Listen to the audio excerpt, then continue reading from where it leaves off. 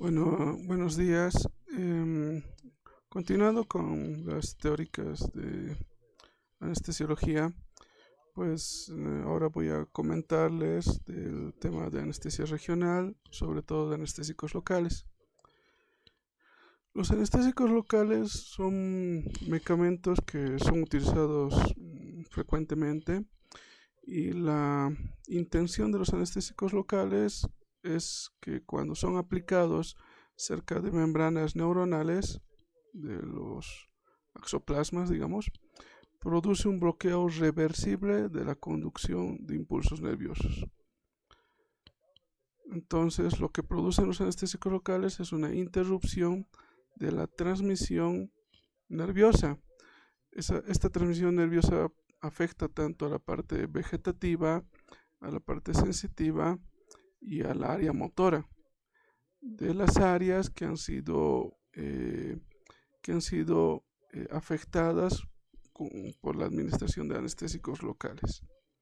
Entonces, la clave es entender que estos medicamentos producen un bloqueo reversible de la conducción nerviosa, y este bloqueo de los impulsos nerviosos afecta a lo que conocemos de la fisiología del sistema nervioso.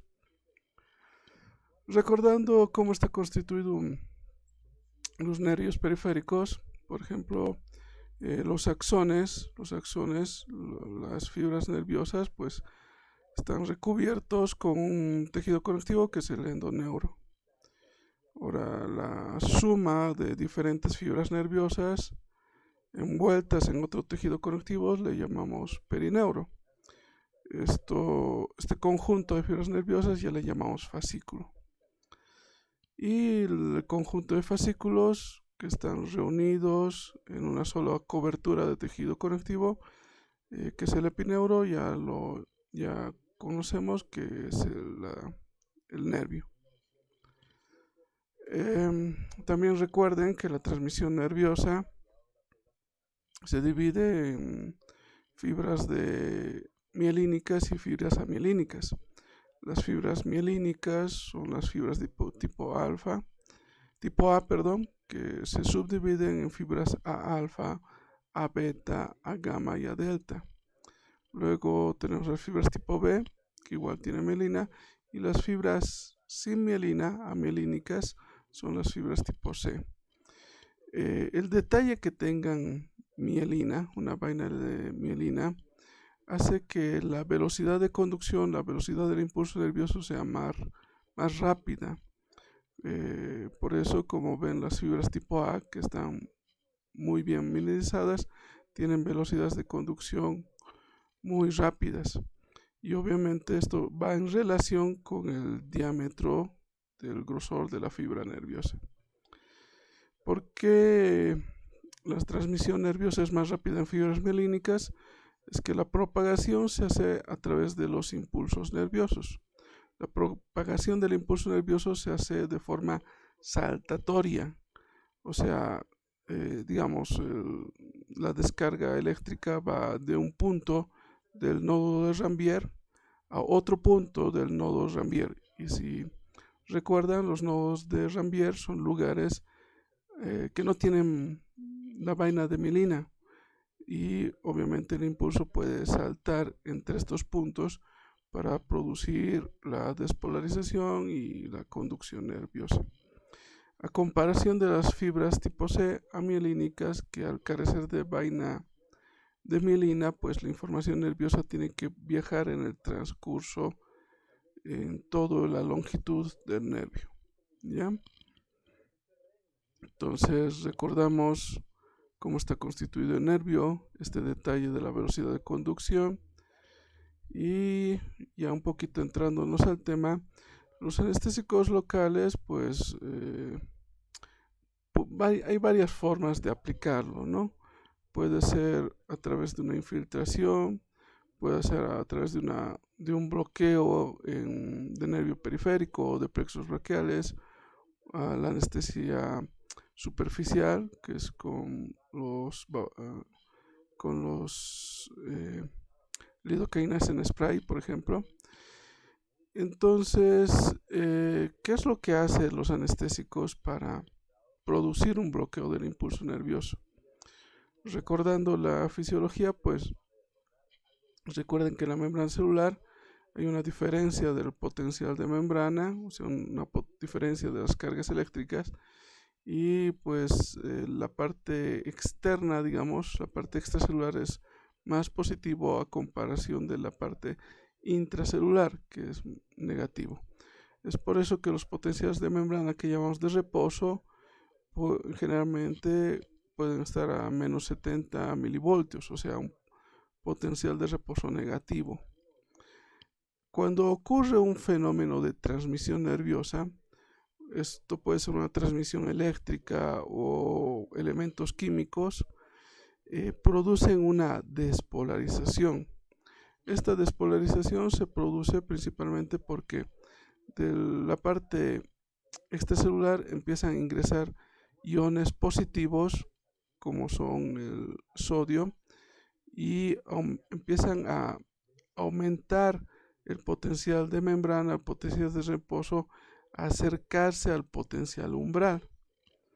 Una vez que alcanza el potencial umbral, se produce la despolarización de toda la fibra nerviosa, alcanzando valores positivos, por ejemplo en este caso de más 30 milivoltios. Entonces hay un potencial de reposo. Este potencial de reposo, al recibir un estímulo eléctrico químico, se despolariza, primero alcanzando el potencial, la potencial umbral, y si alcanza el potencial umbral, recién se hace una despolarización completa. Esto es producido por la entrada de iones de sodio. Una vez que alcanza el tope de su potencial de acción, ocurre el fenómeno de repolarización. Este fenómeno de repolarización se debe a la salida de iones de potasio, pero en este caso de los iones de potasio. Entonces, entrada de sodio, salida de potasio. Y para lograr otra vez que se restablezca los iones de sodio y potasio, existe las bombas sodio-potasio ATPase que botan el sodio afuera y el potasio lo meten adentro para otra vez hacer ese equilibrio en el potencial de reposo. Ya, entonces el potencial de acción, el estímulo eléctrico, la transmisión nerviosa, la transmisión de conducción está constantemente haciendo una variación de los potenciales de membrana de la fibra nerviosa, fascículo nervioso, nervio, hasta llegar a centros, ¿no?, del sistema nervioso central. Entonces los anestésicos locales, para bloquear a esta fisiología que hemos hablado, primero hay que hacer una inyección del anestésico local. Esta inyección del anestésico local produce una difusión a través de la membrana del nervio. ¿Ya? Esta difusión lo hace bajo formas. Los anestésicos locales tienen dos formas en su estructura química: formas ionizadas y formas ionizadas. Las formas no ionizadas de los anestésicos locales es la parte de la molécula que ingresa a través de la membrana celular del nervio. Las fibras no ionizadas son las que permiten, son lipofílicas, y estas permiten atravesar la membrana celular. Y una vez dentro de la parte intracelular, se vuelven formas ionizadas. ¿Ya?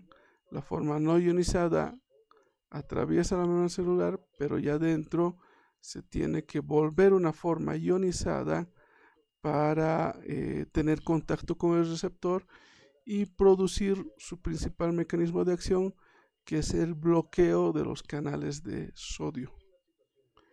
Entonces, una vez que ocurre el bloqueo del canal de sodio, obviamente no hay la entrada de sodio en la fase de potencial umbral y menos en la fase de despolarización. Entonces, si una vez que bloquea el canal de sodio, disminuye la despolarización, inhibe la propagación del potencial de acción y se produce totalmente el bloqueo anestésico. O sea, de lo que hemos platicado, lo normal es que entre sodio, alcance el potencial umbral y se proceda a la despolarización. Pero los anestésicos locales, al bloquear el canal de sodio, evitan el ingreso de moléculas positivas, iones positivos. Por lo tanto, la transmisión nerviosa no alcanza el potencial umbral y no hay despolarización. Es por tanto que en esta imagen pues hay como una especie de corte, interrupción de la transmisión.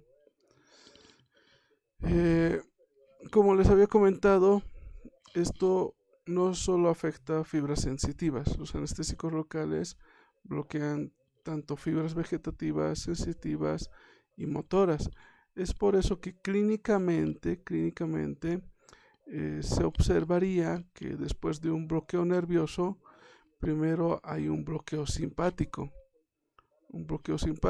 Por eso se puede producir vasodilatación o aumento de temperatura en la región que está afectada por el anestésico local.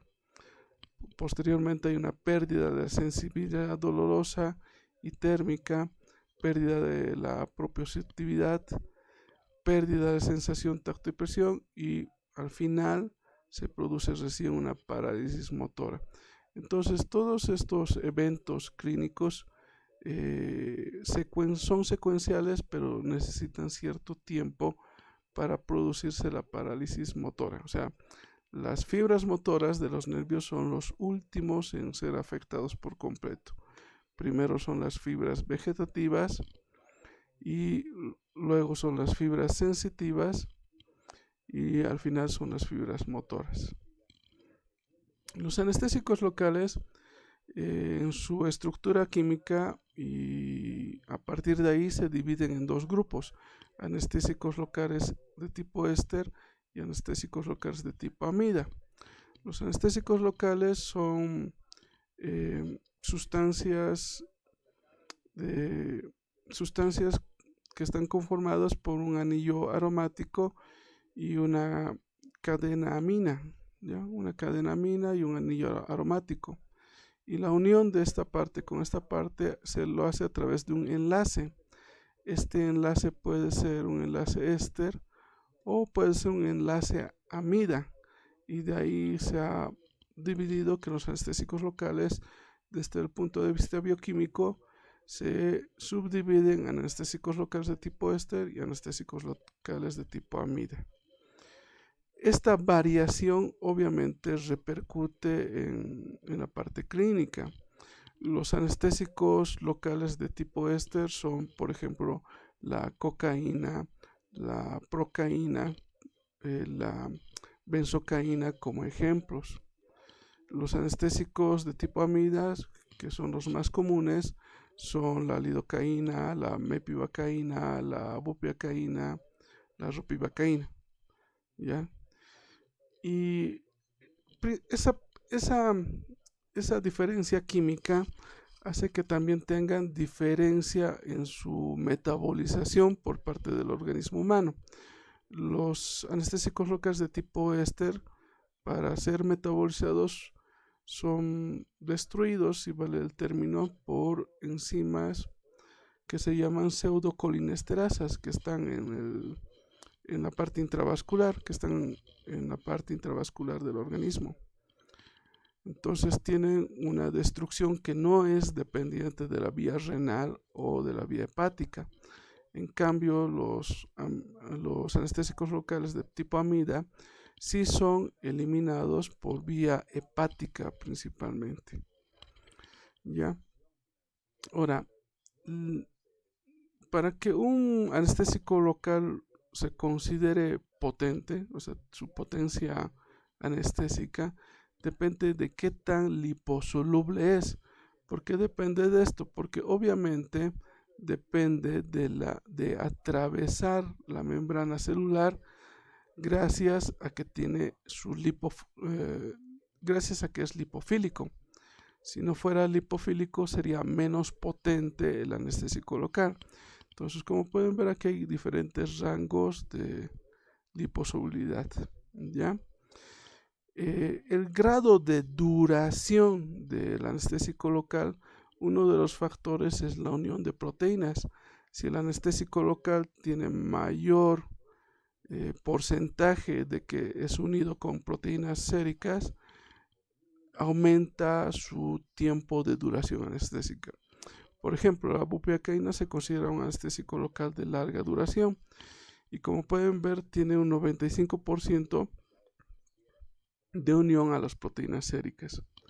En cambio, la lidocaína se considera un anestésico local de duración intermedia, que, como ven, el 64%, o sea, digamos acercándose a la mitad, se une a las proteínas séricas. Y aquí, como ven, esa relación, ¿no? Esa relación, mientras menos te unes a las proteínas séricas, tienes un tiempo de duración más corta, intermedia o prolongada.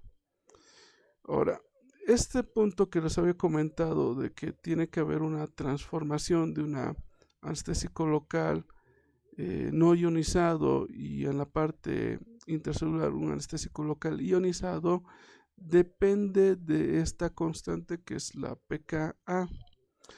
Esta pKa es un dato, es un indicador el cual nos dice qué tanto de fracción ionizada está el anestésico local en un pH fisiológico.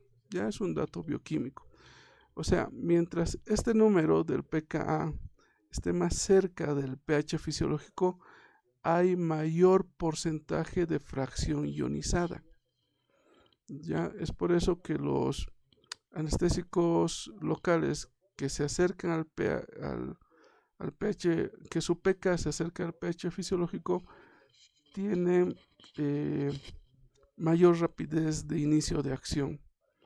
Por ejemplo, analizando la parte de la lidocaína, como pueden ver, su pK es de 7,9.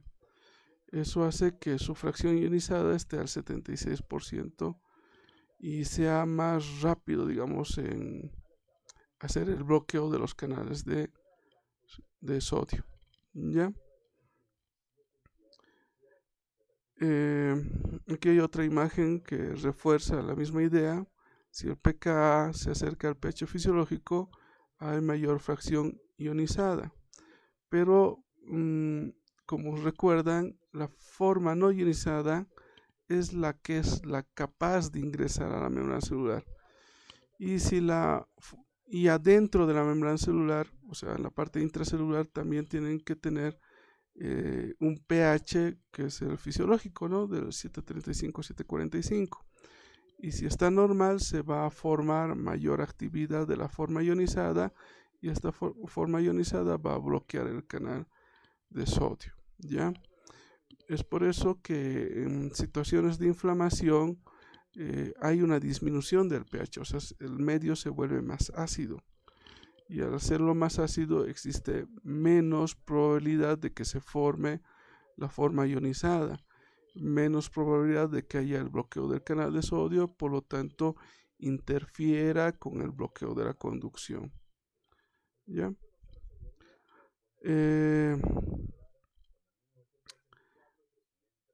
Estos son los puntos que, como les he comentado alguna vez, es darles ciertos tips, ciertas ideas que les ayude a entender esta parte de los anestésicos locales.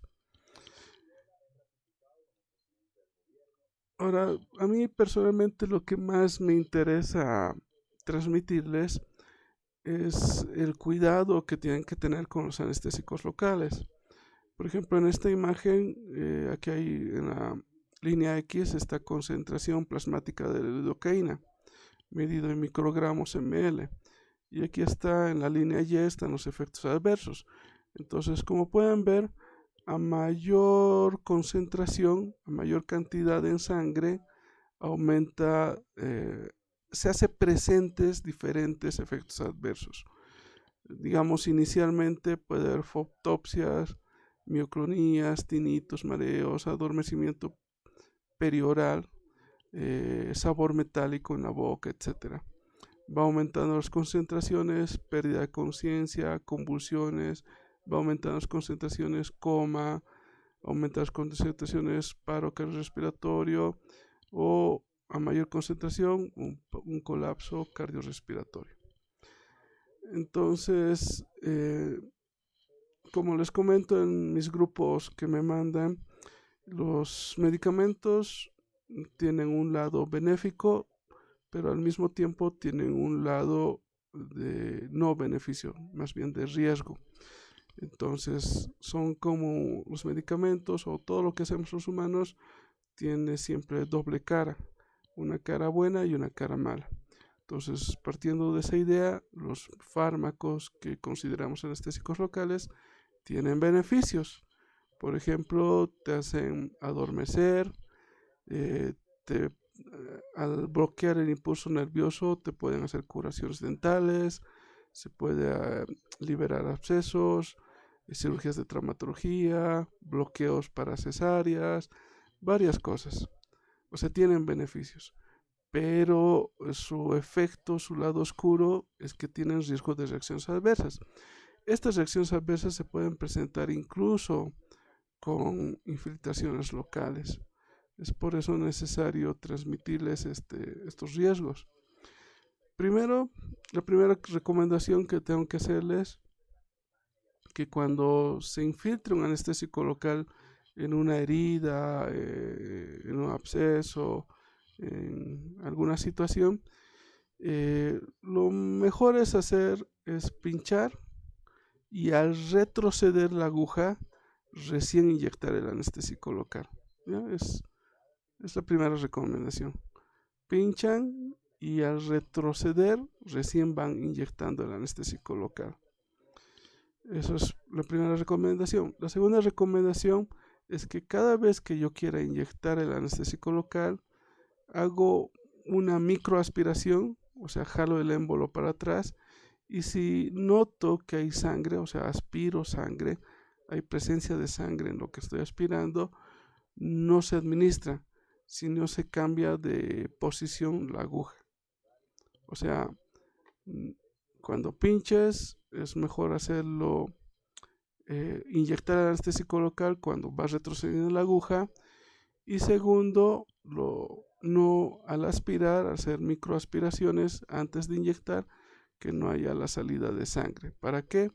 Para no inyectar directamente al torrente circulatorio, porque con esta gráfica estoy intentando graficarles que los efectos adversos dependen de la concentración plasmática que pueda adquirir el anestésico local. Es por eso que van a haber preparados, por ejemplo aquí de la lidocaína, pueden tener preparados formas farmacéuticas que tengan adrenalina. Si el anestésico local viene con adrenalina, se puede inyectar y la adrenalina va a ser una vasoconstricción local. Al producir una vasoconstricción local, disminuiría la tasa de absorción por la parte del lecho vascular. Y si disminuye la absorción, pues disminuye la concentración plasmática en el tiempo. No es tan rápido, no es tan elevado a comparación si no tuviera el vasoconstrictor. Ahora, si me preguntan, generalmente se utiliza vasoconstrictor en nuestro medio, y la respuesta es no. ¿Por qué? Tal vez por falta de experiencia de administrarlo con el vasoconstrictor, o de repente por la disponibilidad del medicamento. No es muy común que en los servicios de urgencias tengan lidocaína con epinefrina o bupivacaína con epinefrina. Es poco común, digamos. O si hay, tal vez de repente la falta de experiencia de utilizarlo con un vasoconstrictor. Y la tercera recomendación es tener cuidado de evitar que el anestésico local pase su dosis máxima o su dosis tóxica.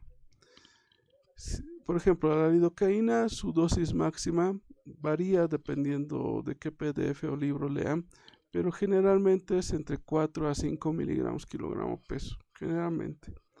Entonces hay que hacer una pequeña multiplicación. Digamos, yo peso 80 kilos. 80 kilos por 5 sale 400 miligramos. Entonces no tendría que pasarme de 400 miligramos en una persona de 80 kilos para evitar que haya mucha concentración sérica y se produzcan los efectos adversos. Entonces hay que evitar que no pase estas dosis techo, dosis tóxica. Ya, la lidocaína, como les comentaba, que es uno de los más esenciales, más utilizados en nuestro medio, su dosis máxima sin epinefrina, sin adrenalina, sin vasoconstrictor, varía entre 4 o 5. En cambio, cuando se administra con vasoconstrictor, aumenta la dosis de 7 miligramos kilogramo peso. O sea, en vez de tener 80 kilos por 400 miligramos como dosis máxima en una persona de 80 kilos, aumentaría, si el paciente fuera de 80 kilos, 8 por 7, sale 560 miligramos. Entonces, cuando está con vasoconstrictor, hay chance de ponerle mayor cantidad de anestésico local. ¿Y por qué? Porque, como les estaba comentando, el vasoconstrictor limita la absorción de concentraciones del anestésico local en el torrente sanguíneo. Otro que utilizamos bastante, la bupivacaína, dosis máxima sin epinefrina es 2 miligramos kilogramo peso, pero con epinefrina puede aumentarse la dosis de 2.5 hasta 3 miligramos kilogramo peso. ¿Ya? Entonces, esta simple multiplicación, divisiones, hay que hacer un poquito de ejercicios para no equivocarnos. Si ustedes me preguntan, los anestésicos locales en sus presentaciones, ¿cómo vienen? Pues la lidocaína viene al 2%. Eso significa que hay 20 miligramos por cada ml. Y la bupivacaína, que es otro que utilizamos bastante, viene al 0,5%. Eso quiere decir que hay 5 miligramos por cada ml en el frasco o en ampolla que venga, ¿ya? Entonces hay que saber de los medicamentos su concentración, su relación miligramo-ml para poder hacer una determinada dosificación y obviamente evitar estos riesgos, estos efectos adversos, que básicamente se clasifican en neurotoxicidad y en cardiotoxicidad. La neurotoxicidad se caracteriza porque se caracteriza por parestesias como dato clínico con mucha frecuencia en la lengua o en la mucosa perioral. Es por eso que aquí se asocia con el sabor metálico, presencia de tinnitus, alteraciones visuales, agitación psicomotriz, temblores, convulsiones y coma. Por ejemplo, digamos, si mi paciente le administramos mucho anestésico local, lamentablemente convulsiona, pues estas convulsiones pueden desembocar, por ejemplo, en broncoaspiración de su saliva, de su contenido gastrointestinal, etc. Entonces, tienen a esta parte, a estas manifestaciones clínicas, las asociamos como neurotoxicidad, reacciones adversas. Y la otra forma, la forma de cardiotoxicidad, es que las concentraciones sanguíneas se han elevado tanto que producen alteraciones en la parte nerviosa del corazón. en el sistema sinusal del corazón. Por eso se pueden asociar con alteraciones de ritmo cardíaco, como aumento del intervalo PR, aumento de la duración del complejo QRS, se asocia con aumento de bloqueos auriculoventriculares, presencia de taquicardia ventricular o fibrilación ventricular. ¿Ya? ¿Por qué puede haber alteraciones neurológicas, alteraciones cardíacas?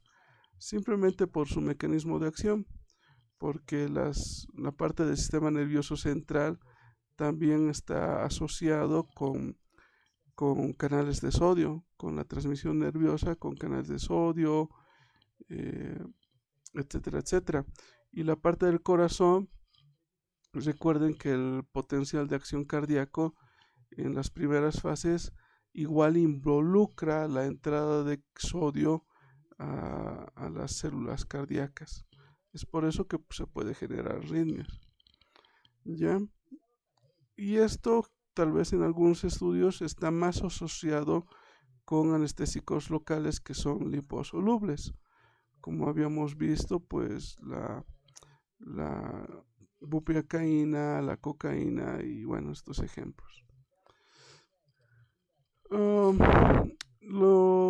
Bueno, si tendríamos la mala suerte de presenciar una reacción adversa secundaria a la administración de los anestésicos locales, esto se podría revertir, tratar, bueno, enfocándonos principalmente a disminuir la actividad cerebral. O sea, si mi paciente entra con agitación mental o temblor o convulsiona, se tendría que administrar un hipnótico que puede ser de acción corta o de acción intermedia. Por ejemplo, aquí está mencionando las benzodiazepinas, como el diazepam, el midazolam, pero también se pueden utilizar hipnóticos de acción corta, como el propofol o el tiopental sódico. Entonces, si administramos un anestésico local y nos damos cuenta clínicamente que empieza a sentir parestesias, alteración en los oídos o alteraciones visuales, ya pedimos ayuda y estamos alistando, teniendo la idea que tengo que administrarle un hipnótico. Y si se presentara la agitación, temblor o convulsiones, ya es indicación para administrarle la benzodiazepina. ¿Ya? Obviamente aquí hay que hacer, como algunas veces han comentado en teóricas, el manejo ABCDE, ¿no? Entonces, proteger la vía aérea, administrar oxígeno, parámetros cardiocirculatorios, el estado mental y exploración física. ¿Ya? Y obviamente el tratamiento en ese momento es pensar en hipnóticos. En cambio, en la parte cardiotoxicidad, si lamentablemente el paciente presenta un bloqueo auricular o taquiarritmias como la fibrilación o la taquicardia ventricular, pues aparte de pedir ayuda, de pensar en el soporte cardio cerebropulmonar básico y avanzado, la clave es manejar la arritmia, o sea, nos iríamos al flujograma de taquiarritmias de la Asociación Americana del Corazón y manejamos el estado del bajo gasto cardíaco, por ejemplo, haciendo cargas con soluciones cristaloides. Pero el detallote que espero que lo memoricen es que se puede revertir los efectos cardiotóxicos con una una administración de una emulsión de lípidos al 20%. Los lípidos son utilizados para la nutrición parenteral, o sea, la nutrición que entra por la parte endovenosa. Si tuviéramos a mano esa nutrición parenteral que se llama a su nombre comercial Lipofundin, se podría administrar más o menos entre 1 a 2 miligramos kilogramo peso y esta dosis empezaría a atrapar al anestésico local, para que me entiendan, porque son liposolubles. Empiezan a atrapar el anestésico local, a disminuir la concentración sanguínea y por lo tanto disminuir los efectos cardiotóxicos. ¿Ya? Entonces, como dice aquí, interacción captura los anestésicos locales porque son liposolubles y suministra energía, ácidos grasos a las células cardíacas, ¿no? Como segundo efecto de acción. Para terminar esta charla, en la siguiente comentarles que van a hablar un poquito más de técnicas de anestesia regional, como la anestesia superficial, que son la anestesia tópica, la infiltración, tal vez hablar de bloqueos de nervios periféricos, que incluye los bloqueos de plexos, de los diferentes plexos del organismo, o incluso tal vez un poco más fuerte el bloqueo neuroaxial, que son las técnicas que se hacen, ¿no?, cerca de la médula espinal. Tienen su lado bueno, permiten cirugías, permiten tratar el dolor, resolver situaciones de los pacientes, pero siempre teniendo estos cuidados, como les había comentado, de evitar que no haya sangre en la administración del anestésico local, cuidar la dosis tóxica, y ya tienen en mente o ya tienen el tip de que pueden haber efectos nefastos como la neurotoxicidad o cardiotoxicidad. Bueno, si tuvieran algunas consultas, pues la pueden escribir en la plataforma que estamos utilizando, y pues decirles gracias por su atención.